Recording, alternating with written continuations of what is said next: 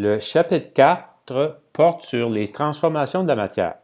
Dans cette vidéo, nous allons revoir les caractéristiques d'une transformation chimique et leur représentation, donc les formules et les équations chimiques. Une transformation chimique modifie la nature et les propriétés caractéristiques de la matière.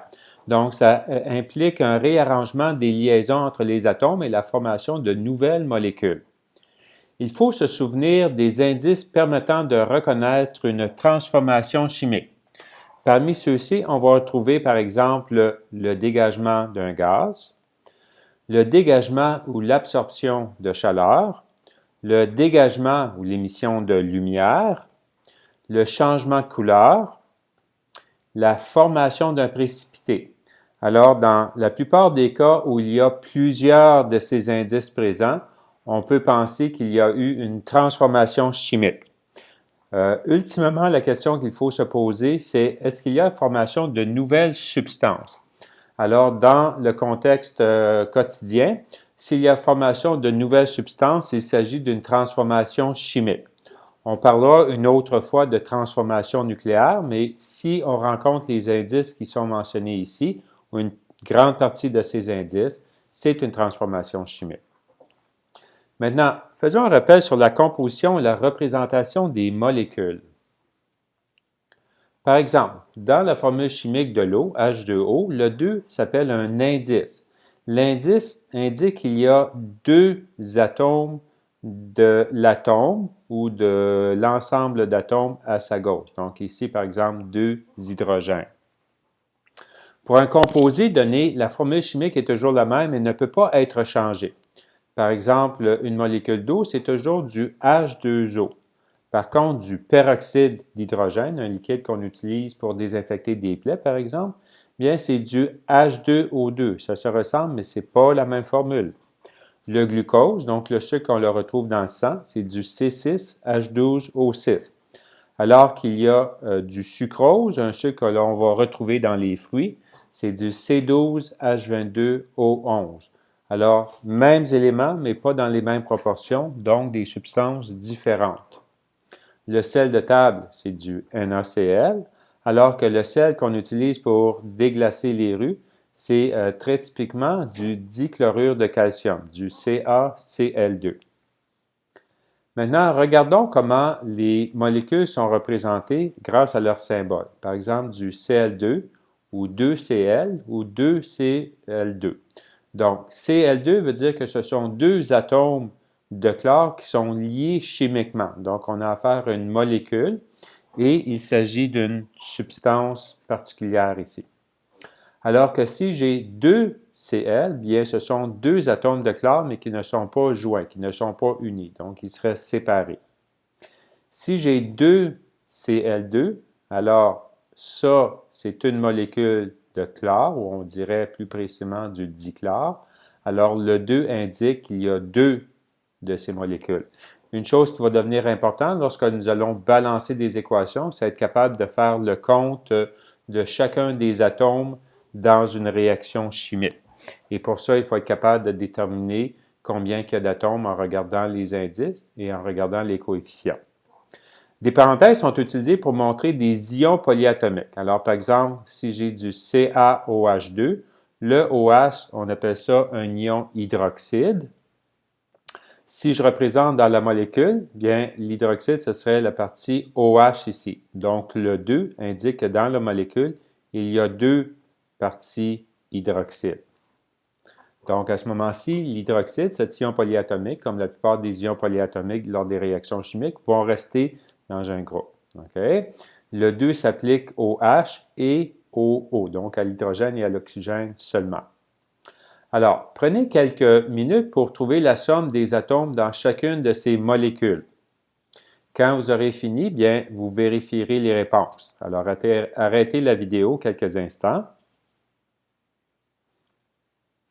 Alors, voilà. Pour A, nous avons du NaOH, donc un sodium, un oxygène, un hydrogène.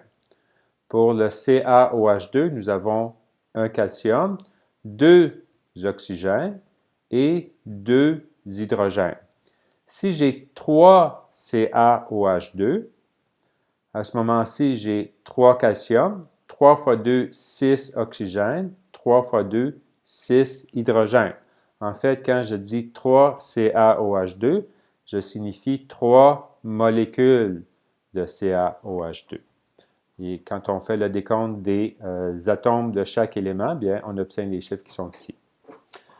La loi de la conservation de la masse stipule que la masse totale des réactifs est égale à la masse totale des produits lors d'une réaction chimique. Par exemple, si on brûle une feuille de papier, si on additionne la masse des gaz émis à celle des cendres, on retrouve la masse du papier brûlé et de l'oxygène qu'on avait au départ.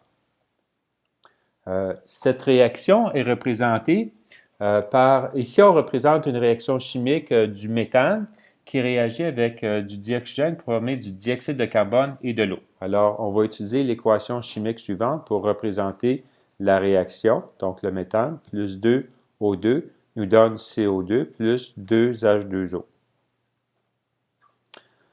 Dans l'équation suivante, le méthane qui réagit avec du O2 va être placé à la gauche de la flèche et ce sont les réactifs. Le signe plus indique que ça réagit. La flèche indique ou signifie pour former du.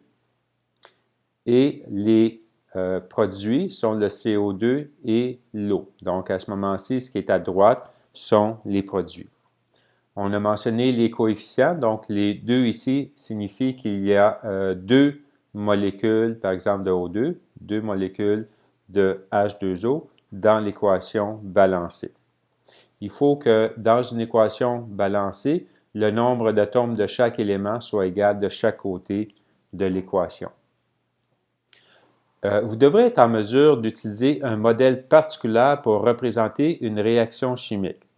Par exemple, si je vous montre l'équation chimique à nouveau du méthane qui réagit avec du dioxygène formé du dioxyde de carbone et de l'eau, si elle est balancée, vous devrez être en mesure de représenter chacune de ces molécules. Donc, par exemple, j'ai une molécule de CH4, j'ai deux molécules de dioxygène qui nous donnent une molécule de dioxyde de carbone et deux molécules d'eau. Alors ça, ce serait une représentation appropriée de cette équation chimique. Normalement, la taille des atomes est proportionnelle par rapport à leur position dans le tableau périodique.